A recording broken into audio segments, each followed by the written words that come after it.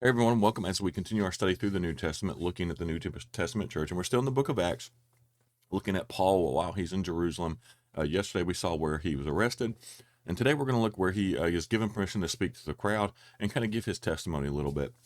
So we'll look at that. This is going to be Acts 21:37 through 22:23. It's a little bit of a longer read, not so horribly long, but a little bit longer than what we've been reading here. But it goes quick. So, as Paul was about to be taken inside, he said to the commander, "May I have a word with you?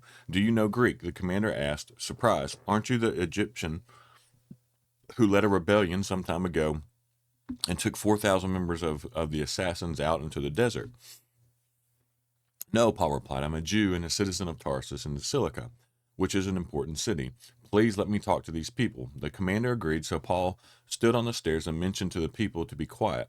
Soon a deep silence enveloped the crowd, and he addressed them in their own language, Aramaic.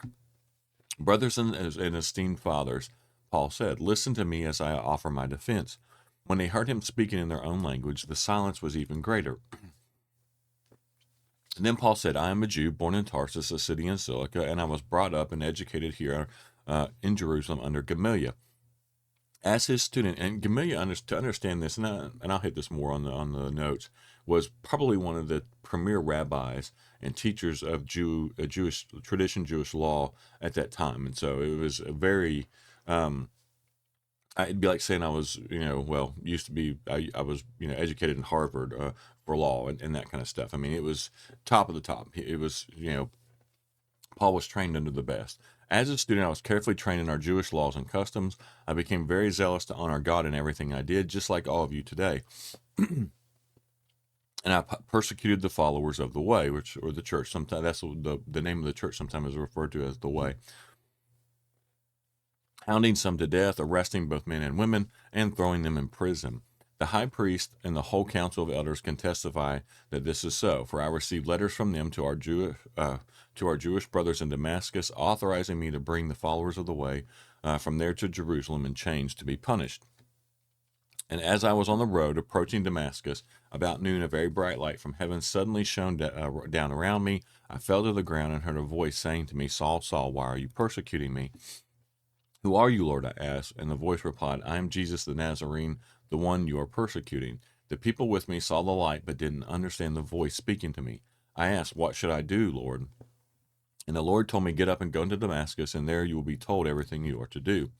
I was blinded by the intense light and had to be led by the hand to Damascus by my companions. A man named Ananias lived there. He was a godly man, deeply devoted to the law, and well regarded by all the Jews of Damascus. He came and stood beside me and said, "Brother Saul, regain your sight." And that in that very moment I could see. Then he told me, "The God of our ancestors has chosen you to know his will and to see the righteous one and hear him speak. For you are to be his witness, telling everyone what you have seen and heard. What are you waiting for? Get up and be baptized. Have your sins washed away by calling on the name of the Lord." After I returned to Jerusalem, I was praying in the temple and fell into a trance. I saw a vision of Jesus saying to me, "Hurry, leave Jerusalem, for the people here won't accept your testimony about me." "But Lord," I argued, they certainly know that in every synagogue I imprisoned and beat those who believed in you, and I was in complete agreement with when your witness Stephen was killed. I stood by and kept the coats they took off when they stoned him. But the Lord said to me, "Go, for I will send you a far way to the Gentiles." The crowd listened until Paul said that word. Then they all began to shout, "Away with such a fellow! He isn't fit to live!" They yelled, threw off their coats, and tossed handfuls of dust into the air. And so, what we see here, right? This commander was had mistaken Paul for an Egyptian false messiah who had planned to seize power from the Romans around AD 54. That was roughly 3 years early. And one of the things we have to understand was that was not a uncommon thing for some of these people to pop up and claim to be the Messiah or some sort of leader or something to overthrow the Roman government. You had these things happen, and so honestly, like having someone like Jesus come along was not in the sense of someone with a following and leading as a group or something like that wasn't uncommon in that time. But obviously, Jesus was one of the few who made it through, right? I mean, I'm saying made it through, but whose wasn't shut down, right? The leader wasn't killed and then dissipated and that kind of stuff. And so Paul corrected the mistake, and he's like, "No, I'm not. That's not who I am." And he gained permission to speak to the people, and he addressed the crowd in Aramaic or Hebrew, and this was the common language of Judea at that time. And he gave a strong statement of faith in Jesus as the Messiah. And he explained to them what had happened and who he was. And so his premier defense, right, of his life and faith of his own people in Jerusalem illustrates his flexibility as a missionary. Just as his speech to the Greek philosopher in Athens, or philosophers in Athens, he had done there. And so his ability to change, speak in different languages, to speak to the crowd shows how well of an evangelist he was. And so what he does is he starts, right, he begins out, he recognizes his kinship with his people, right, explaining like his Jewish background, his training under the noted Rabbi Gamaliel, like I said there, the elder, right, and describing how zealous he was and to honor God, which they shared, obviously. They were going to kill him because they thought he brought a Gentile into the temple. He then describes, hey, look, I persecuted these Christians, even killed some of them, or persecuted them to the point of death. All right.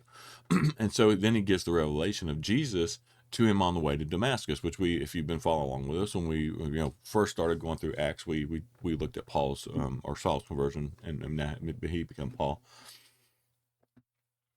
And then went through his conversion, right? So he ends his speech by describing his conversation with the Lord in the temple. And I'll be honest with you, well, this is one that I don't know, for whatever reason, growing up a lot, we didn't talk. This wasn't studied a lot. I don't know why. In the church, it's an important thing, I think. But he has a conversation. And he sees the Lord in the temple, and it's kind of a back and forth here. The Lord, right, Jesus had predicted that the Jews, right, would reject the message, and so he had sent Paul to the Gentiles. He's like, look, they're going to probably kill you, and so you need to go and speak. Your mission, your job is going to be go to the Gentiles. So Paul was praying in the temple when he saw this vision of Jesus. And if you look at this, literally saw him, right? It wasn't I spoke to him. It was I saw him in this trance or in whatever this vision was, and he was telling them that hey, look, they're not going to accept your testimony. And he told them they're not going to accept their testimony. And so the Lord sent him to go to the Gentiles, and this crowd's response proves that Jesus was right. There for the crowd, and so the crowd went. The minute he said the word Gentile, that he was to go to the Gentiles, the crowd, revolted, and basically was like, this man isn't worth listening to. We need to kill him. He needs to die. And so they started yelling, throwing off their coats, and tossing handfuls of dust in the air, which was a ritual response to what they perceived to be blasphemy. The fact that to say that, oh, well, we're accepting Gentiles now, to them was just horrible response. They weren't going to have anything to do with it. And so they opposed and then tried to thwart Paul's words that suggested inclusion of the Gentiles. They were not going to accept anything. And so we're going to see now that, that his speech didn't help. Jesus was right. The conversation he had with Jesus, Jesus was right about what was going to happen. And so tomorrow we're going to get deeper into Paul's going to reveal who he is to those who arrested him, and then Paul's going to go before the high council, and then then the Jewish people are going to continue to try to kill Paul, and we're going to see this, and eventually this is going to lead to him getting to Rome, which will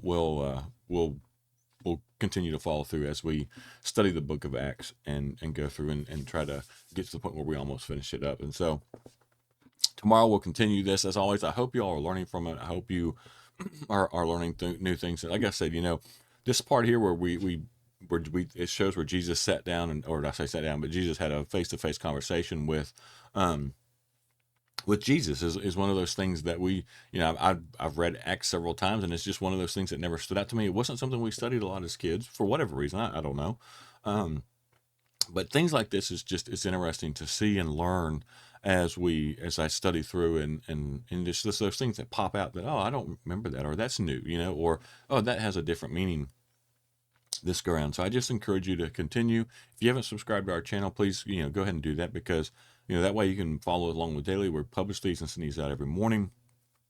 And, we just trying to go deeper into the chronologically as we study the Bible. So as always, appreciate everyone who takes the time to watch these, and I hope y'all have a wonderful day. Thank you.